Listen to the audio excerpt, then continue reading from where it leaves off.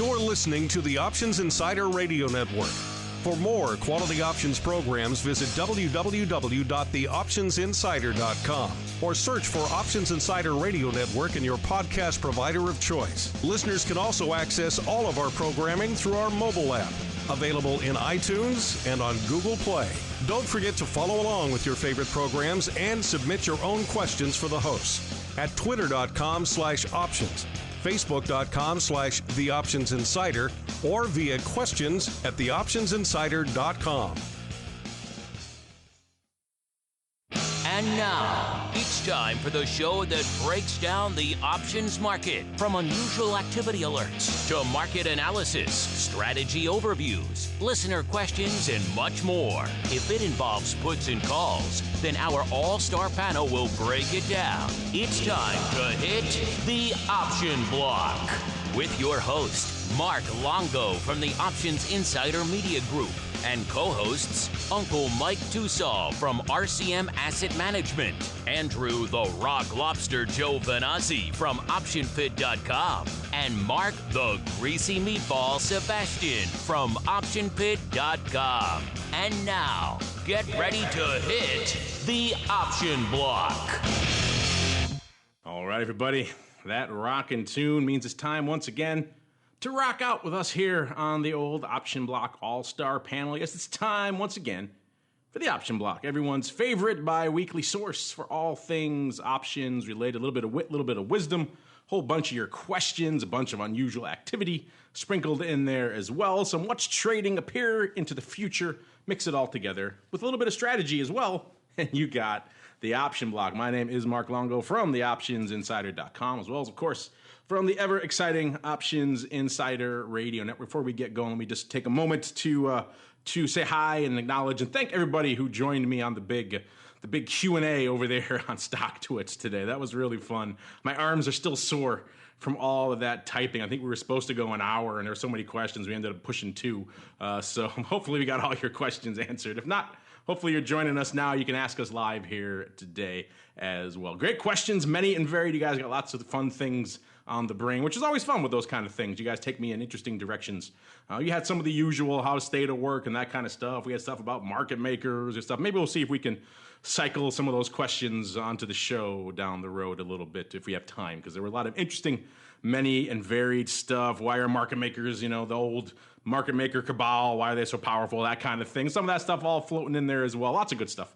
We'll get to that. Some stuff about, how these products, once they're acquired, options, what happens to the name once you're acquired, if you're long options in it, and all that kind of fun stuff. So a lot of good stuff. It was good stuff. Check it out over there. If you're on Stock Twits, hopefully you already saw it. If not, hit us up here, and you can ask your questions till your heart's content. Of course, you can always join us live every Monday and Thursday, 3 p.m. Central, 4 p.m. Eastern. That's the easiest, that's the fastest way if you want to ask us questions. I know a lot of guys like to hit us up, after the fact to listen to the podcast. You shoot us an email, or you hit the web feedback form, or you do social media. That's all works too. But if you want to get in there instantly right away, jump to the head of the queue, as the Brits say, then tune in live, and you'll get bumped up with your questions, all right? And, of course, however you listen, make sure you hit us up. We do like to hear from you folks out there. And joining me on the old program today, let's see if he's done dealing with his blight, the woodland man that he is, the woodland elf, none other than the Rock Lobster himself, Mr. Andrew Giovinazzi. Mr. Rock Lobster, glad you could take a break from your planing and your lathing and your tree blight to join us on the old program today. I can't even say it with a straight face. I know. You know what? What's funny with Longo is it just dawned on him how different our daily existence is. He's in the tunnel. He's in the vault, the womb of the Option Insider Radio empire, and in the big city. And I'm just looking at the aphid on my trees. It's a full life. What can I say? It is what it is. Well, I don't deal with a lot of blight, but we are here in the old womb on the old Options Insider Radio Network. So, yes, it is quite womb-like in here some days, especially if it's crowded. A lot of people are in here doing shows with me in the old studio. Then it can get a wee bit womb-like. Right now, it's quite cavernous and nice. I like it. And a little warm in here, as it always is, because I blow a lot of hot air when I talk. But that aside, it's always nice. And also joining us, I believe he's back in his capital of St. Charles, Illinois. We were joined by Uncle Mike Tosaw from RCM Wealth Advisors. Uncle Mike, welcome back to the program. To you as well, sir. How goes your blight situation? I have no blight with which to speak of. Thankfully, my trees are pretty healthy. I have had to deal with thistle in recent times, though, and that is no joke. So I had to get some ground kill for that and had to do that. But aside from that, we got, happy to report, healthy trees at this point in time in St. Charles.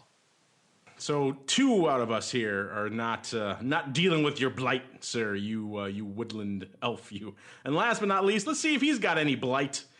He is none other, joining us once again, good old Matt Tubby Benson, the options man about town there. Mr. Tubby, in your retirement, have you found yourself having to deal with any nasty cases of tree blight, sir? I'm not sure what tree blight is. I have tree bugs, though. And I'm sure, Mike, I'm wondering if you're dealing with these guys as well. These prehistoric-looking bugs. That just, the stink bugs? The stink bugs. Yeah, we got a couple of those, but it was a lot worse last year, so it's not really bugging us too bad, thankfully. The box elders and the stink bugs are all over the place today. So I've holed myself up in the pool house. Good place to hide, and I think we'll hide away from all this talk of blight and bugs and trees and keep on rolling right on into the trading block. It's time to break down the latest topics, trades, and trends in the world of options. It's time for the Trading Block. All right, everybody, welcome to the Trading Block. Like the name implies, this is, of course, a portion of the show where we break down what was trading, what was going on, what was catching our eye, and there was a lot going on to catch our eye when I wasn't busy typing away with you folks today. And I think probably right on top of the list, a lot of you guys hitting us up about this as well. It's kind of hard to ignore yield VIX cash plunging to new depths there, hitting 9.13 intraday before settling out right around 9:30 or so over there. So just not even, I thought I was pretty low in my crystal ball prediction for tomorrow. No one had 9.13 on there. So that's pretty anemic by vol standards. I'm sure we'll have actually Mr. Rhodes will be joining me in studio tomorrow to discuss this. I'm sure he will already have calculated where this stands in the historical pantheon of VIX lows. But this is already the first month in VIX history, and I say month in quotes because we're only 5 days into it so far. But so far, it's the only 5-day period at least,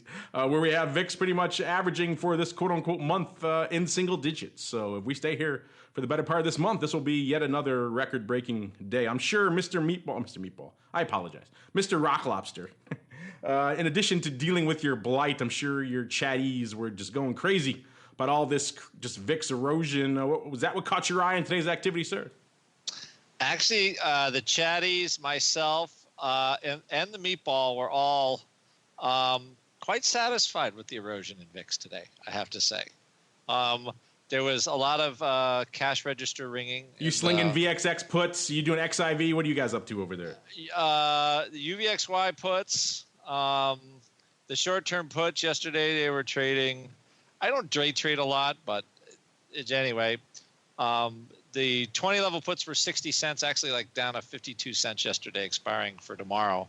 And with all that pent-up future erosion, that did draw my eye a little bit. So that was a nice, like what I would call a day trade. But the thing is even with VIX where it was, future premium was really high. Everything trades off the future, not the cash, which of course you'll learn in the Easy VIX course. But the market keeps going up, and I know we've said it all year. We never thought that, Donald would be a single-digit VIX president, yet here we are again saying the same thing. So, market's up 0.5%. I think realistically volatility per strike actually went up a little today. It's not really going down, even though the VIX is going down. It's a vagary of the index, just because we're having a solid rally. But it's very hard for VIX, for actual volatility options to go down when you have a 0.5 point rally, and at the money vol is only 6%. So you just got a lot of action. Netflix up $10. You've got Google up a bunch. You have the banks now starting to get to lofty new levels again. So everybody got excited about what? I still haven't quite figured it out. Gun control? I don't know. But as of right now, the SPX stays within a half a point range. You're going to keep seeing 9-level VIXs for a while. So future premium is still, pretty solid, even though today they took out what I would call the extra future premium that I was looking at yesterday. A lot of it came out today. Not all of it, but a lot. So that the excitement of that UVXY type trade is not quite as exciting as it was yesterday. But there's more erosion for the vol products. I mean, UVXY was a 40 handle, 3 weeks ago? So it ain't now.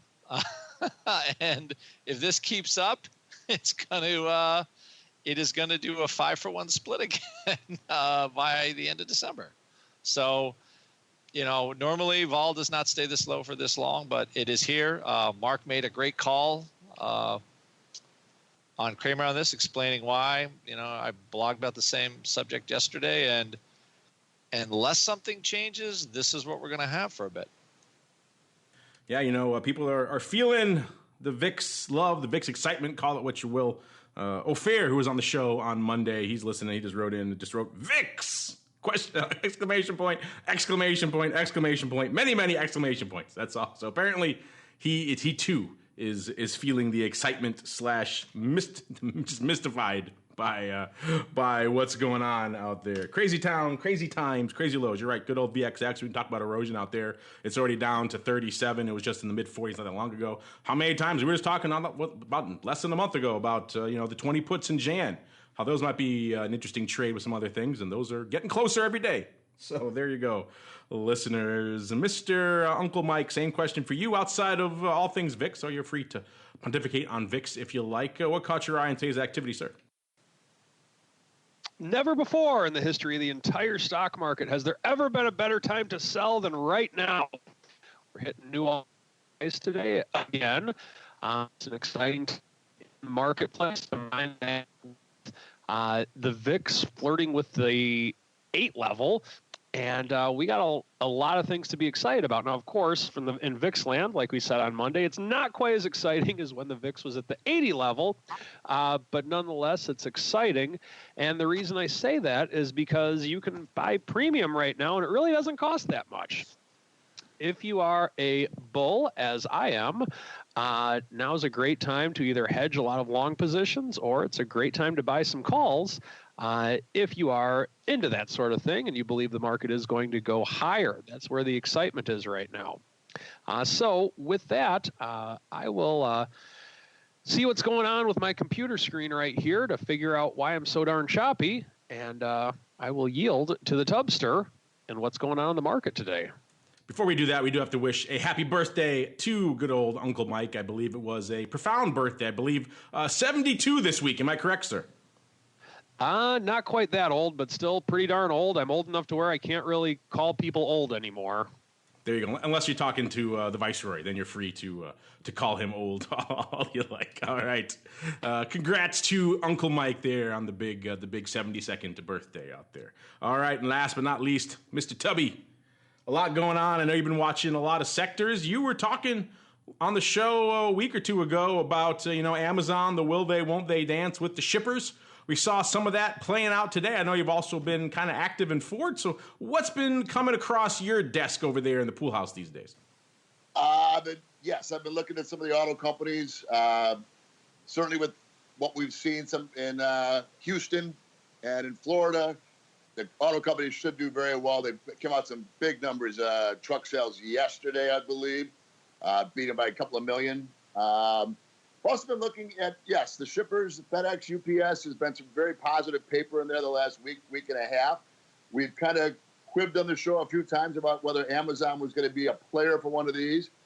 And I don't know that some of the long fans of UPS and FedEx expected Amazon to kind of go their own route this morning. So they sent a couple of these stocks down a couple of percent, but they seem to recover before the end of the day when people realize Amazon's probably not going to build their own fleet. they're probably still going to need FedEx and UPS, and I still like those companies. And lastly, I saw a stock trade yesterday, thanks to our friend Henry, Macerich Company. Not sure if I pronounced that right. The stock symbol is MAC. And a big call spread went up in March, a March 65.75 call spread, a long buyer of that. And these guys are the largest holder of shopping center properties in the U.S. So you saw that little jump in the stock today. The stock's been really hammered over the last year with retail as well. But I've been pounding the table on retail with you in the last couple weeks of the show, and here's another little way to get in and play that. So I was watching that as well. You're an active man for a retiree, sir. Didn't everyone tell you you're supposed to be out there playing golf and canasta and all that fun stuff down in Boca with all the rest of the retirees? Speaking of things catching our eye, I know a lot of you guys were asking us just even last show, what's up with Roku options? When are we going to see options on those? I said on the show at the time, I said, we'll keep an eye on the SIBO. SIBO usually announces these things, but to watch, they'll announce it pretty much right after the show. I said usually these days they've been getting them done in about a week, which is pretty fast, but usually it'd be like 2 to 3 weeks. And sure enough, it wasn't right after the show, probably about a day or so later. SIBO did announce they are going to start trading them, and actually pretty much within that week time frame. They're starting tomorrow, October 6th. So all of you out there who are saying to us, hey, when can I get my hands or sink my teeth into some Roku puts? There you go. Tomorrow, October 6th. I don't know. Let's see if we can pull it up really quickly to see where the stock went out today. 2 seconds here. There we go. 22.01 actually, up another 5.5% out there in Roku land. So those iBankers, hopefully the Roku folks are having a nice long chat behind the scenes with those iBankers saying, you left some money on the table for us. Maybe you owe us a little something there. But still, interesting stuff. Puts are always juicy, kind of jacked when these things first come on, so pay attention to that. We talked about that many times on the show. Why that is, these reversion reversals don't tend to line up that nicely in the beginning because stock's usually hard to borrow. There's not a lot of float, etc., and so on and so forth. So be cognizant of that. Don't just come in and start blasting away at these puts because they look so crazy juicy. Make sure you do your homework a little bit there. But that said, always fun to have a new product that people are interested in, at least for the next couple of weeks until the next hot thing comes out. This business, one of the things I was talking about in, these questions today, people don't realize that less than 20 names now account for pretty much half of all the volume out there. You got your Apples, your Facebooks, your Googles, your Spies and things. Once you get outside that universe, not a lot happening. So we need some more names out there to grow that number again. It'd be nice to have 50, maybe 100 names that account for half of the volume again. So hopefully some of these snaps and these Rokus and others can start resonating with you guys out there and they could actually start putting up some numbers, which is a good thing for everybody to have more things that are actually trading and liquid out there. So interesting stuff. Speaking of things that are trading, things that are liquid, let's get to it. It's time for the Odd Block.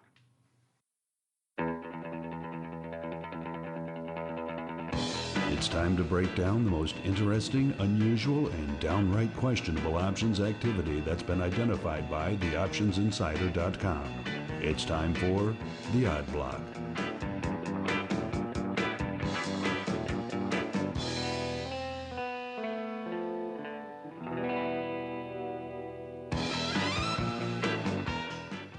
All right, everybody, welcome to the Odd Block. This is indeed the portion of the show where we break down, surprise, surprise, what was odd? What caught our eye from an odd perspective? Today, kick things off, as we like to do most days here, with some of the odder paper we've seen in a while. These are, of course, these crazy, far out of the money, catastrophe, personal life insurance for Musk, call them what you will, puts out here in Tesla. These Jan 2019 50, yes, 50 puts. Lit it up yesterday, doing nearly 200 contracts. Today, taking a break, only 34 going up on the tape today. Just a bit under 30,000 open. Yes, 30,000. I said that correctly. 30,000 nearly open on this strike now. 29,771 to be precise. So it keeps ticking up. Just yesterday it was 29,600 something. So yeah, it keeps ticking up every day. We'll get at 30,000, maybe even by tomorrow. So we shall see. All of you keep asking, these things really keep trading? Yes, they do. And the OI keeps growing. So something is up. When Ophir was on Monday, he was speculating maybe it was a 1x2 with the pars and the 50s. And I could see how first blush might look that way because there's about 15,000 of the pars, nearly 30,000 of the 50s. So looks like a sweet 1x2. But it didn't go up that way, unfortunately, even though there was some paper going up and make like 1,500 lot or so of the pars going up in some kind of synchronization with the 50s. But lion's share has been like this, couple of 100, 200, 300 coming up. Paper just gobbling them up day after day after day. Speaking of day after day, that's what we're going to do a little bit of today. Like I said, we were so busy out there answering your many and sundry questions.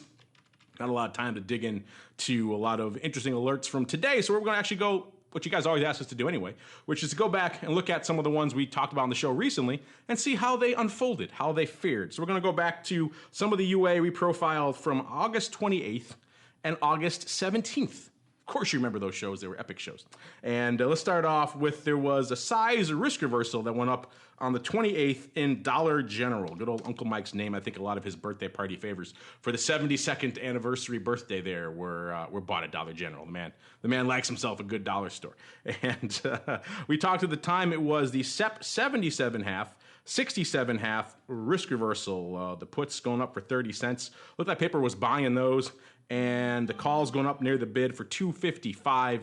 So again, doing the whole thing for $2.25. Selling the calls out again for a bit of a credit. Doing that 6,500 times on the puts by about 10,000 on the calls. And as you looked at this one now, obviously the SEP's gone. They're off the tape right now. So you got to go back a little bit in the historical calendar to see how these went out. But those calls went out with not that much open. At the time we theorized this looked like it was probably closing. There was size open interest at the time. There was about 15,000 open on the SEP calls and about 6,000 open on 6,600 actually open on the SEP puts. So it had all the hallmarks of a closing trade. And it looks like that's pretty much what happened. They were closing it out that day because these calls went out on the September expiration, not that long later, about a couple of weeks later, with only about 3,500 open on the calls and not much open on the puts. So it does look like this was indeed someone unwinding a risk reversal. So I think we get points in that one for being correct in our supposition.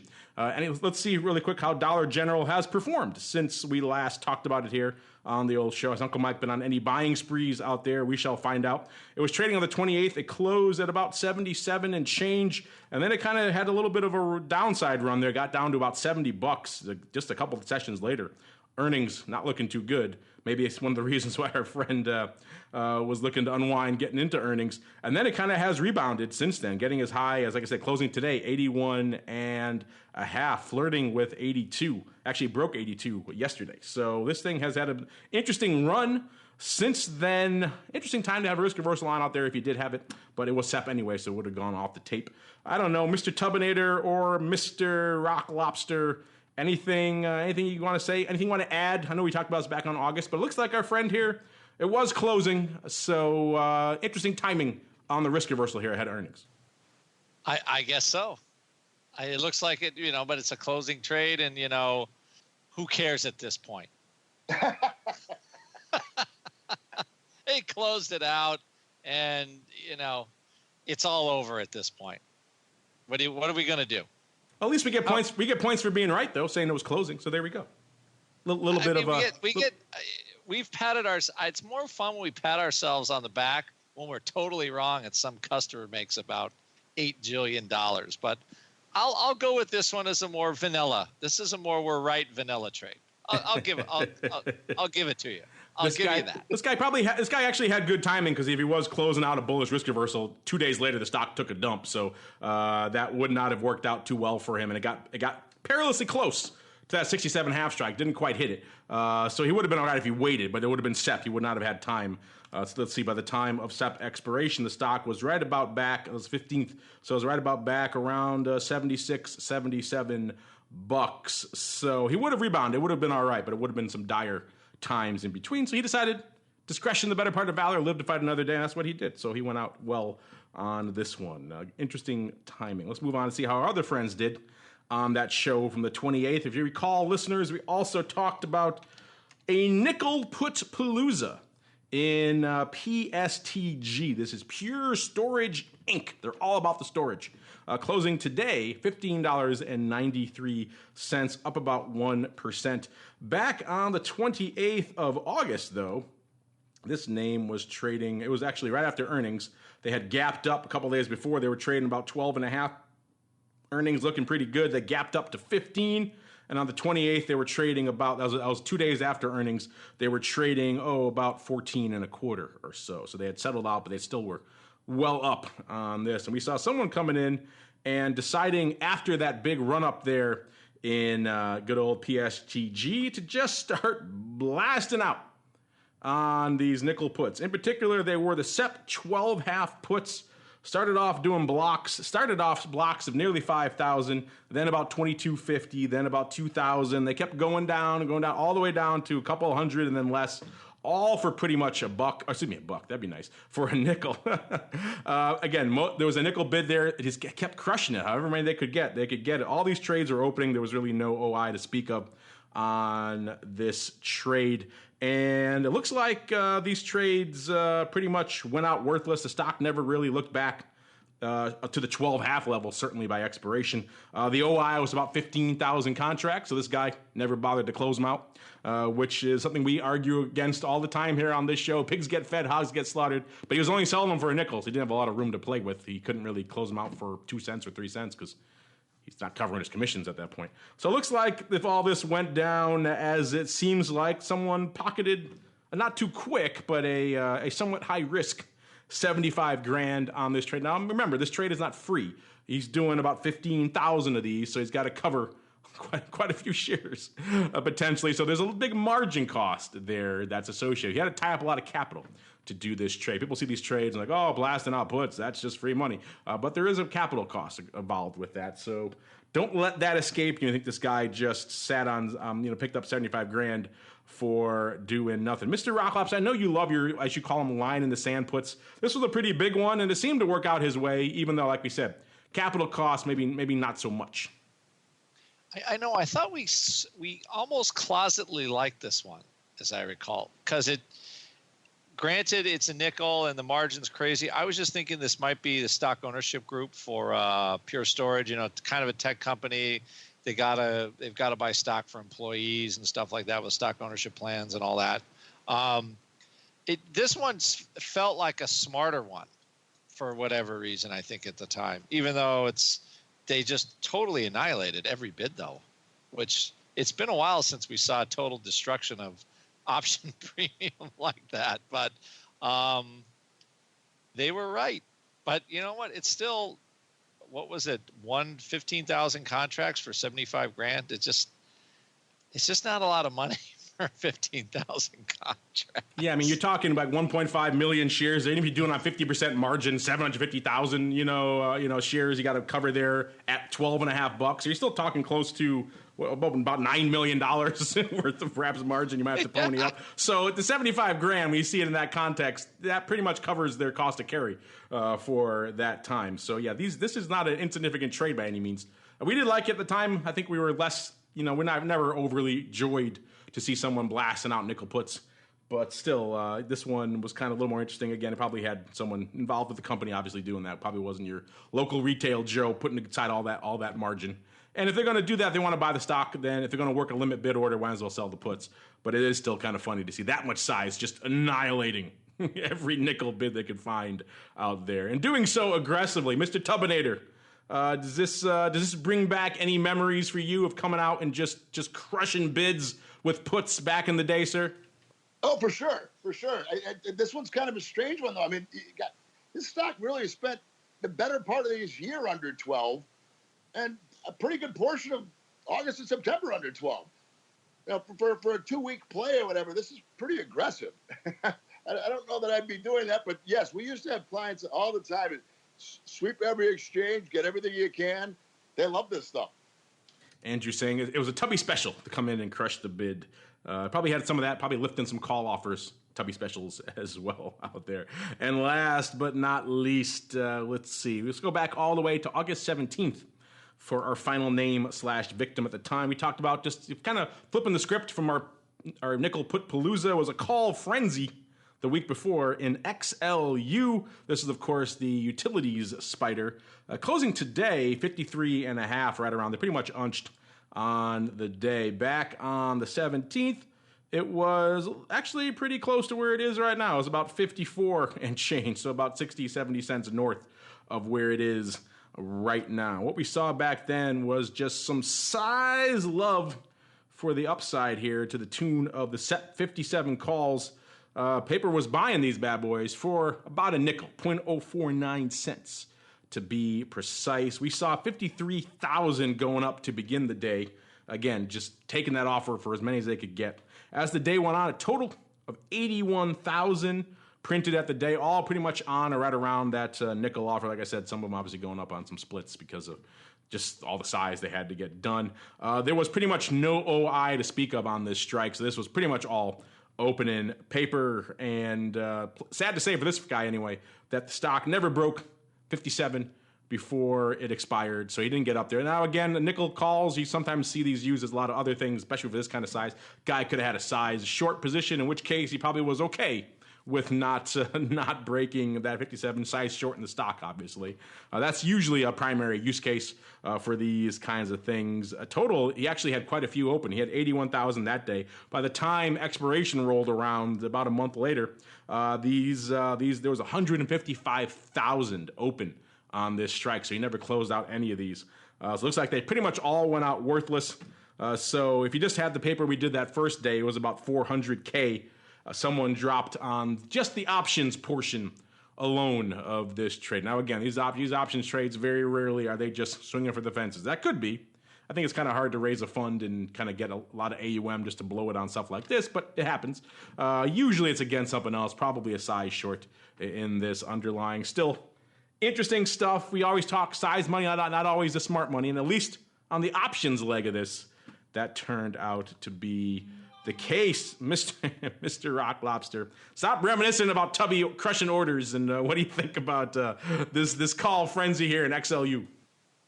That's what I say. Tubby should give you his how now voice. Okay, I want to sell 2,000. How now? You never want to hear how now after he sells you something already. No, that's the worst words you can hear as a market maker. Ever. How are they now? I have to go to the bathroom, Tubby. Sorry, I'm gonna go get a drink, Tubby. I'll see you later. You know what? I almost want to say the person that sold the Pure Storage puts went out and took all their theoretical dollars and bought some out of them. I love it. It was a size multi-name risk reversal he was putting on. Most secret trade in history. I love it. He bought the calls a week earlier just to get them in there, and then he had to find some puts. Just like you say, just because it is huge money does not necessarily make it smart money. And I would just like reminiscing about what was it? Who was it? Ackman that sold the 10,000 of those puts in VRX. Remember the strangles? Yes. We put them up on the show. So, hey, listen, the guy's super rich, and he's made a lot of money swinging other people's money, but that strangle might be one of the worst trades because it was almost immediately in his face, and just for size, and he had no chance on that. It just never really worked out. If you remember that, listeners, I believe it was a funky strangle, and the put leg was just almost instantly in the money. Well, $100 in the money. We laugh because we understand, listeners. We've been maybe not $100, but we've certainly been there to a lesser degree, hopefully. Yes, it's just. But anyway, so I think this is kind of more of the same, where somebody's like, "Oh, it's cheap. We got a big upside," and then they realized it's statistically a stretch for those calls to ever be worth anything. But hey, what the heck? They're the one with the thousands and thousands of contracts to buy 50,000 calls out of them. Yeah, they're out there raising tons of AUM. People giving them money to blow it on this kind of stuff. So there you go. That's what do we know? They obviously got secret sauce. Tubby, I remember these ones caught your eye back when they were going up. It was just a crazy upside call frenzy. Any thoughts on it now that it looks like at least the call side not working out too well? Well, I've got a little bit of a tear right now because as a broker, we never liked when a person put a trade onto this and they didn't close it through us. Yeah. You wanted the other leg first before. Forget them not making money. You wanted to get paid twice. Exactly. When you're paying a nickel for something and you close it out, and you're going to have to pay at least 2 cents to do that. We like that a lot. So there you go. There's the broker's perspective, listeners. Even if you're losing money, make sure you close it out with your broker because he's got to get paid twice at the end of the day. You know who else needs to get paid? It's Uncle Mike because it's Thursday. It's time for the strategy block. It's time to dispense options, wit, wisdom, and education. It's time for the strategy block. All right, everybody, welcome to this special birthday-themed edition of the Strategy Block. So we got some good choices for topics. We can talk about how things were much better in the old days. You can talk about maybe tree blight, always a popular thing with you old folks, as well as perhaps, maybe those old-fashioned horse and buggies making a comeback. What do you got for us today? So which of those three appeals to you? I got something even better than horse and buggies and tree blight today. I'm actually really excited. Today, I want to go through a strategy. Oftentimes in the financial world, just in general, everybody hates interest rates right now. If you're looking for a place to park your money, you get next to nothing at a savings account. CDs don't really seem that much better. So what can I possibly do? Well, I have an answer for you, and this is actually going to be a precursor to my plug that I'm going to do at the end of the show for a brand new fund that I am unleashing through RCM. And I will talk about a little bit more at the end of the show. Say what? You're blowing my mind, sir. It is excitement in the works. I mean, this is the theme for the show, even better than tree blight. Now, with that being said, let's say that you have some money that you would normally look, and by normally, I mean back in the old days, back when CDs actually paid something, you would normally put it away for around 2 years or so. Well, right now, the 2-year CD is averaging, just from what I can tell on the internet, usually 1.75%. And the 2-year government treasury as of today was 1.49%. 3-year is 1.63%. Well, I want to show you a way with which you could possibly beat that and still have something that's at zero risk. For that, I'm going to use an example. And the example that I'm going to use will not be in the fund unless I do get some very large 7-figure people that are coming into the fund, because today is the debut of this fund. What I'm going to do with this is use Amazon. Now, Amazon right now is trading at roughly $9.80 per share, give or take a few pennies of what's happening in aftermarket. And I'm going to take you out to January of 2019. And what I'm going to do right now is I'm going to give you an example to where we are buying the January 2019 980 put right at the money, and we're simultaneously selling the January 1080 covered call. Now, by doing this, I'm kind of guessing that this is going to be about an even money trade. Now, of course, there's bid-ask spreads in there, and it might not be. It might be a little bit of a debit and potentially could be a little bit of a credit. For sake of easy example right now, what I'm going to do is make this an even money trade for doing this collar. Now, with that being said, let's say that you do this trade, and this is a total set it and forget it type of trade. You get in the trade, you don't look at it again until expiration of January of 2019. Once again, this isn't designed to be an extremely exciting trade. This is designed to be something that's going to beat that of a CD. So with that being said, let's say that Amazon goes down, anything below 980. Well, with that, and let's assume you get filled right at 980 as well. With that being the case, you would lose absolutely nothing. It doesn't matter if Amazon's at 980, 180, 280, 480, or 380. You would have absolutely zero cost minus the commissions and fees. Now, that being said, let's say that Amazon does go higher over the course of the next couple of years. It goes from 980 to 1080. Well, that's a rate of return of 10.2% over the roughly 27-month period. And let's say it doesn't matter, of course, it's a covered call, so it doesn't matter if Amazon is at 1080, 1180, 1380, whatever the case may be. It's above 1080, that's your limited reward. Now, with that being said, what if it's somewhere in between? Well, it's somewhere in between. You're making money. So here's what I would propose to someone who wants a little bit of diversification, that you're looking to do something besides that of a CD. What we do and I am debuting this on the show today, and that is the SKEW Fund. The SKEW Fund looks for things like this that have a little bit of a SKEW involved, and I'm not doing this on Amazon. I'm just using it because it's one example. I wanted to show how it works. And if you annualize this rate of return of just something that I found off the top of my head right before I did this segment, that would be 4.38% annualized minus the commissions and the fees. So with that being said, you have the ability to get almost 3 times the annual CD rate of return. And let's say in this case, Amazon were to go down, well, you don't lose anything. And you're thinking, oh, shoot, I missed out on what I would have had at that CD. Well, you're missing out on that 1.75% annualized. So this is a way with which you have the ability to get a little bit more bang for your buck, but still have the no risk as it is in doing this. Now, of course, in the SKEW Fund that I'm going to unveil, you might say, well, Mike, if you're not doing this with Amazon, what are you doing this with? And I'm doing this with a variety of stocks that I have a special scan for. And I am doing this for the low price of 15 basis points. So I'll talk a little bit more about this at the end of the show, but I can deliver a diversified portfolio. It might not always be the 0 to 4% potential, but it will be something along the lines of maybe -1 to 3.5, or maybe -2 to 6. It's hard to tell. Everything's different every day, but I'm willing to do this and put people in this for 15 bips, and I will be happy to talk about that a little bit more at the end of the show.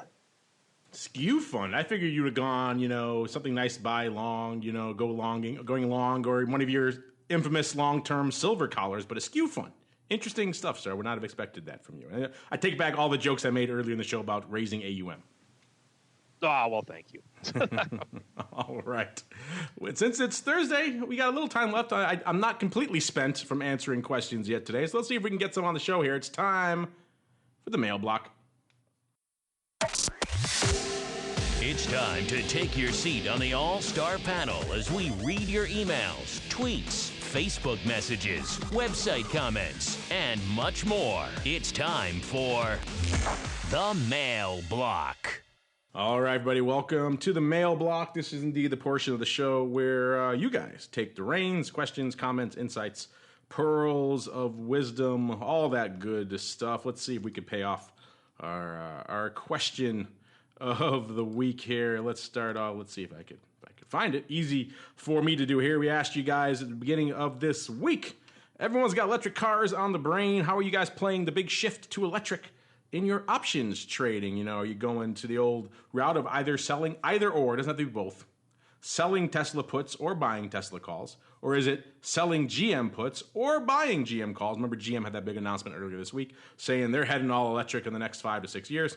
Or are you of the belief that electric cars are a fad, or do you have some other choices out there for us?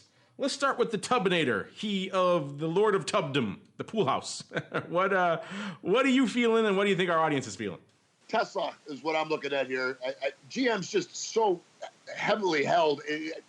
I just don't see that stock doubling.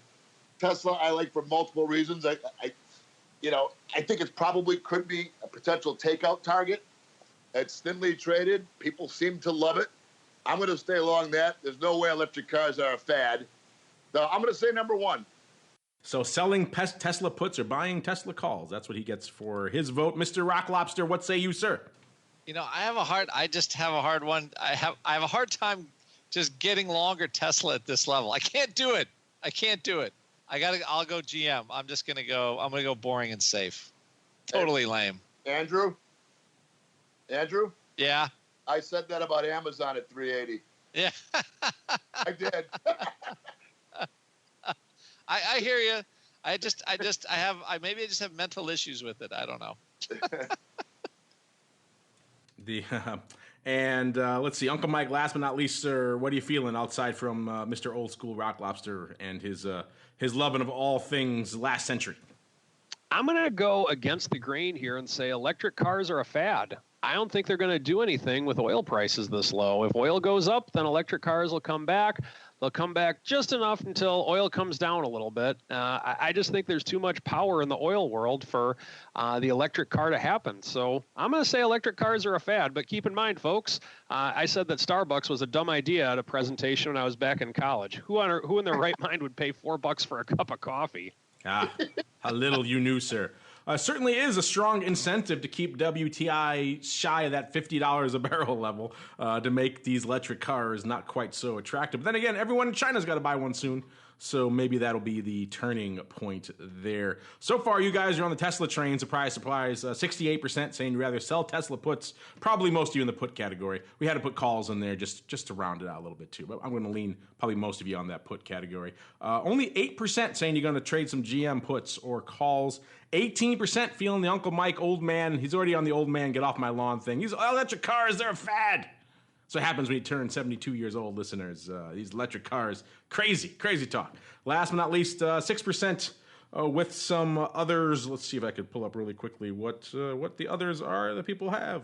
For some reason, they're not coming up. So I will get to those maybe on tomorrow's thing here. Let's see. We've got...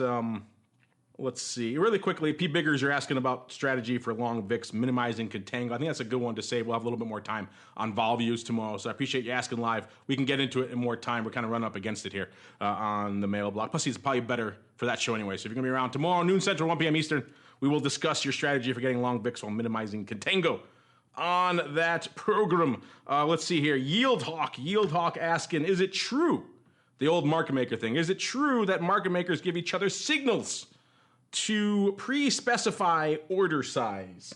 We got the Tubinator on here. Let's ask the Tubinator. He's handled a lot of these things. I already had a chance to discuss this on the Stock Twits today, so I'm burnt out on this one.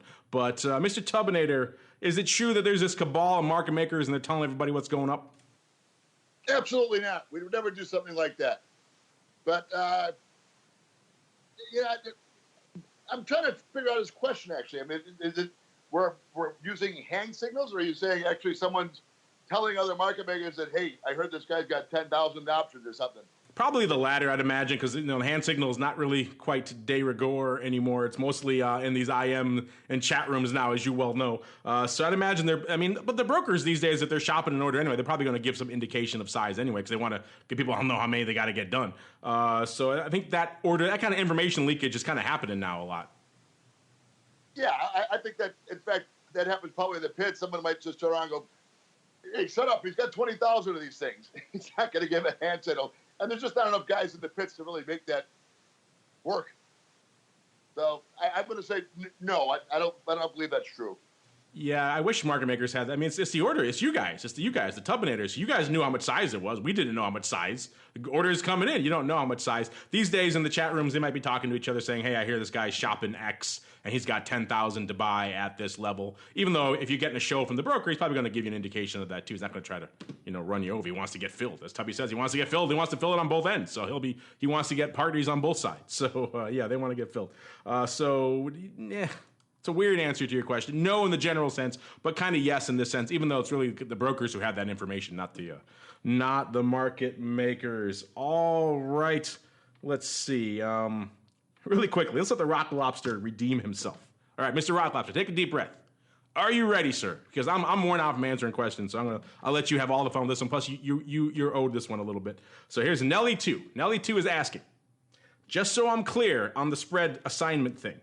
If I'm in SPX, then I just get cash if the index closes inside my spread.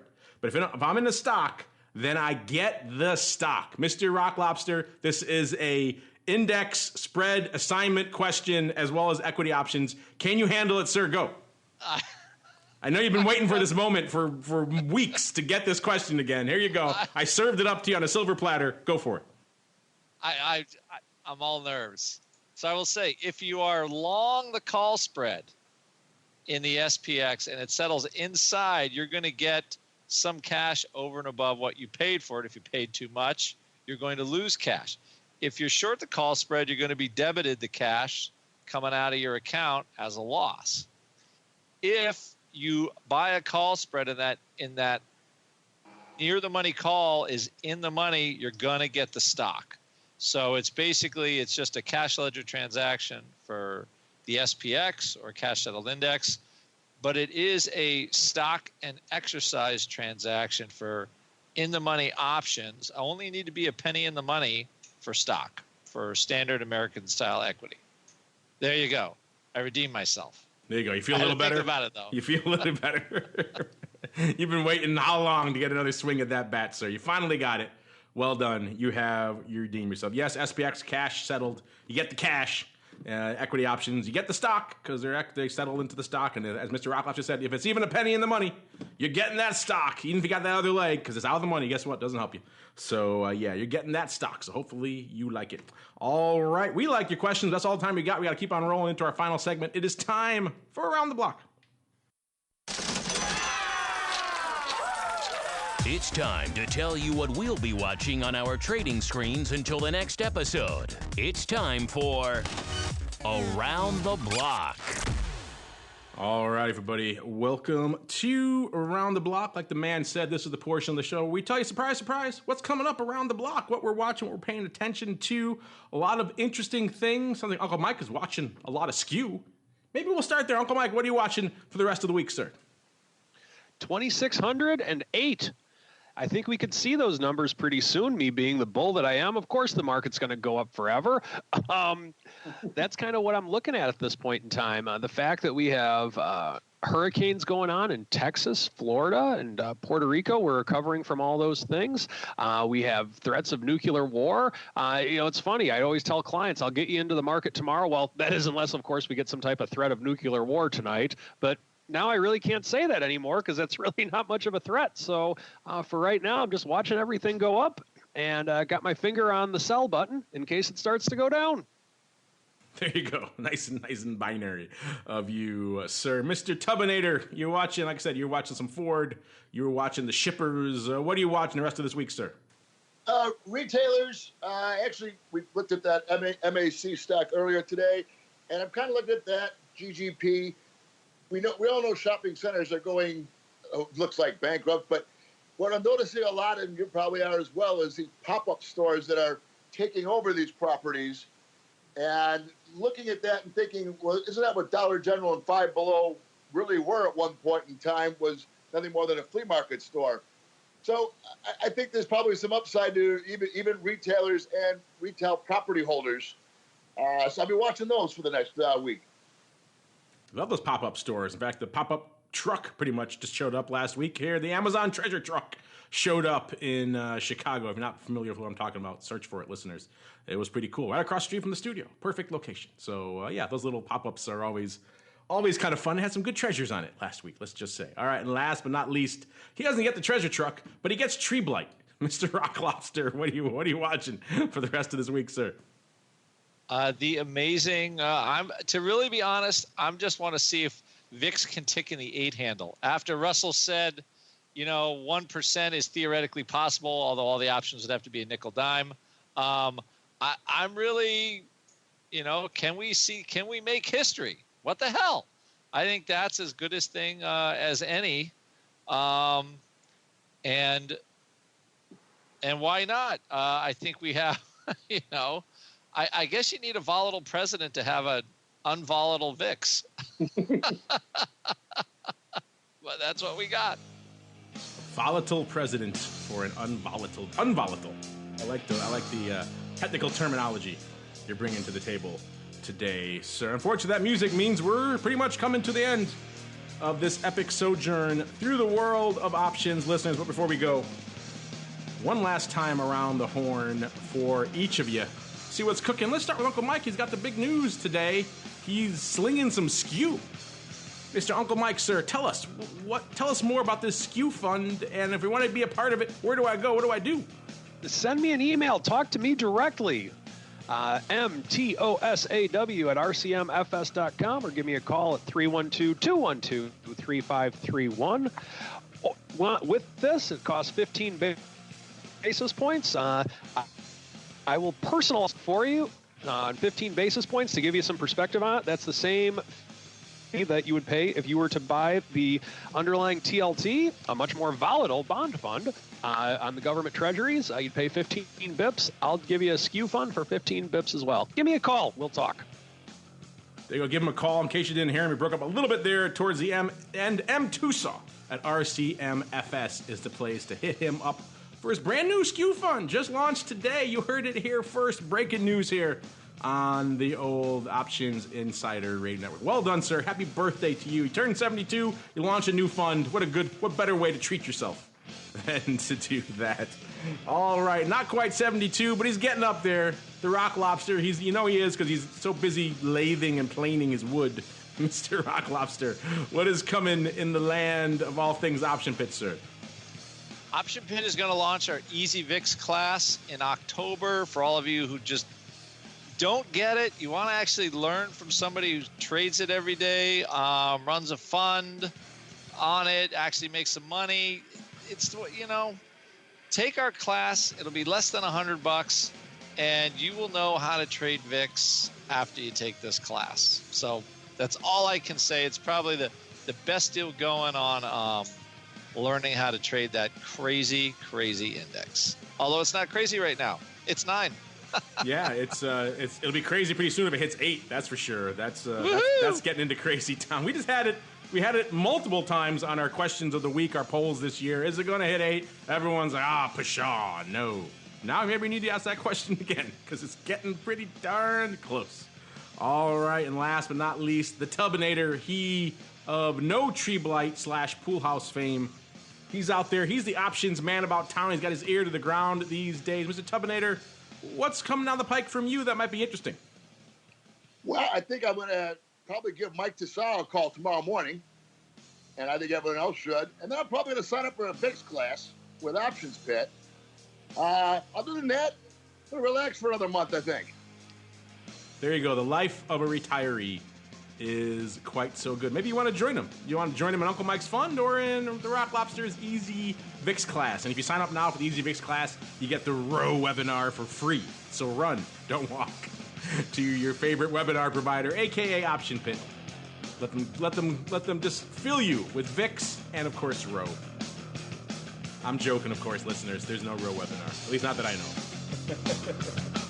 All right, but that music getting loud means it's time for us to get going. On behalf of Uncle Mike and the Rock Lobster and indeed myself, I thank all of you out there in the listening audience for downloading, streaming, and subscribing, and of course, sending in such great questions. Keep them coming. And we'll see you next time right here on the Option Block.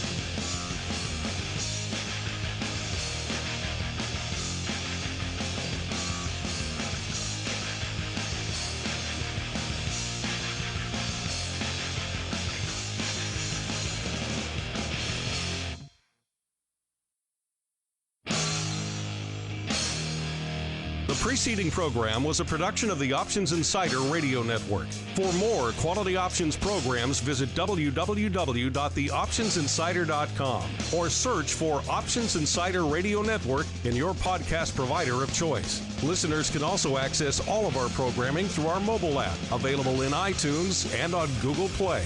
Don't forget to follow along with your favorite programs and submit your own questions for the hosts at twitter.com/options, facebook.com/theoptionsinsider, or via questions at theoptionsinsider.com.